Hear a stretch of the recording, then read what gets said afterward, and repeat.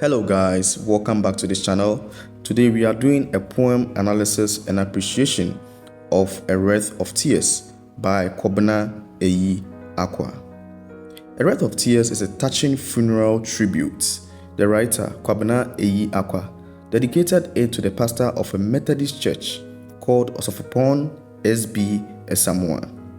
The deceased was the president of the Methodist Church of Ghana from 1979 to 1984. Osofopon means a head pastor or reverend minister in the Akan language. The poet tells the noble nature of the senior minister. He also reveals some issues which arose during his funeral. In this poem appreciation, we'll be looking at the explanation of the poem, the themes, the structure, literary devices, as well as some questions and answers. But before we move on, let us first read the poem. A Wreath of Tears. Your funeral was so quiet and small, almost too small, it is said, for a man of your stature. You must have preferred it that way, having buried so many yourself, and knowing as you did how private grief must be, how loss remains at the end personal. We would have sent flowers, but seeing how they had fallen callously into disrepute, and not wanting to offend, we did not. Instead, from the garden of memory, suddenly blooming as with first rains, we plucked, with care, a rose here, an ivy there, ferns, lilies, chrysanthemums, and drop by tearful drop, we wove a wreath from our personal loss. We wear it around our hearts, privately. It will outlast any tombstone, and you would have preferred it that way. End of poem. Let us look at the explanation of the poem. Saying goodbye in a simple, private manner. In most Ghanaian societies, people use a lot of money to organize funerals. Some go as far as taking huge amounts of loans to honor the dead. The poet expected a big funeral ceremony for a man with such great reputation, but that was not the case. You must have preferred it that way. Since the poet knew about the humble personality of the reverend, he suspected it was how he wanted it. Because the reverend had led many funerals, he is aware that grief is a private matter. We would have sent flowers. Another issue that arose was whether to send flowers or not. The decision to send flowers brought about an unwanted misunderstanding. The poet is not happy about the fact that a petty issue of flowers could cause an argument.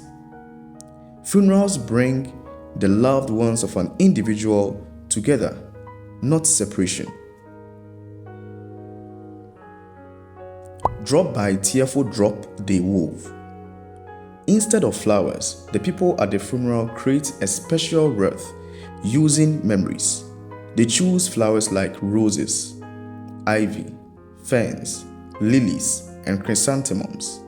Each flower represents a different memory. What is powerful is that everyone contributes to this wreath, making it a group effort. The poet compares it to a lovely garden that grows from the tears and memories of the minister who has passed away. A meaningful farewell. The wreath is not a physical object like a tombstone. Instead, it is a symbol of shared emotions that would last for a long time. The personal wreath, worn around the heart of loved ones, will last more than any tombstone. It also says that the connections we have with people in our hearts are more important than physical things. In conclusion, in A Wreath of Tears, the poet helps us to see the beauty in a quiet and simple goodbye. The poem talks about the personal side of grief and the lasting power of memories. Sometimes meaningful goodbyes don't need big ceremonies. That is the explanation of some of the lines in the poem. Now let us move on to the themes that can be found in the poem. 1. The death of an individual affects those who are very close to him or her more than others who are not. So grief is more for family and loved ones and less for the public. 2. Funerals should unite loved ones, not cause disunity among family and friends. It is not a place for conflict over petty issues. 3. A meaningful farewell lives in the heart, but not in the display of physical things. Now let us look at the tone of the poem. The tone is that of mourning for a deceased person and the pain associated with losing a loved one. The form and structure of the poem. The poem uses uneven lines in writing without any rhymes. The difficulty of the words used are intermediate. There is also the use of short lines at the beginning of each stanza. Now let us move on to some of the literary devices in the poem. Alliteration. We would have sent flowers. We were it. Metaphor. From the garden of memory. The poet uses the garden to represent a collection of memories. A rose here, an ivy there, lilies, chrysanthemums. The poet uses these different kinds of flowers to represent memories. Let us move on to imagery. And drop by tearful drop we wove. This line describes by appealing to our sense of touch and sight. It creates an image of pain and sorrow. Onomatopoeia. Suddenly blooming as with first rains. The poet uses the sound word blooming to show the opening of a flower. Questions and answers on the poem. Question number 1. Whose funeral is the poet talking about? Answer. Osofopon S.B Esamuah. 2. What will outlast any tombstone? A wreath of tears.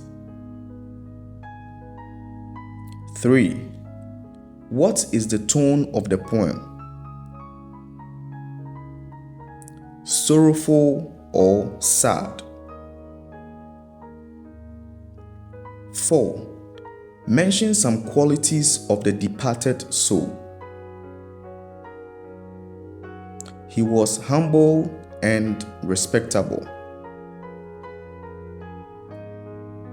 5. Why was the funeral ceremony brief? The deceased might have liked it that way. 6. State 3 literary devices in the poem. Alliteration, imagery, and metaphor. 7. What major social issues did the poem raise? The nature and cost of funeral celebrations. Disagreements and conflicts which occur during funerals. 8. Why would they not send flowers to the funeral? They did not want to offend anyone. 9. Comment on the mention of flowers. Flowers are delicate and beautiful. They show strong emotions even without using words. 10. What is the meaning of having buried so many yourself? It means he has conducted many burial ceremonies. 11. What had fallen callously into disrepute? The answer is flowers. Thank you very much for staying to the end of this video. If you found this video helpful, make sure that you like and subscribe to the channel. Until we meet again, goodbye.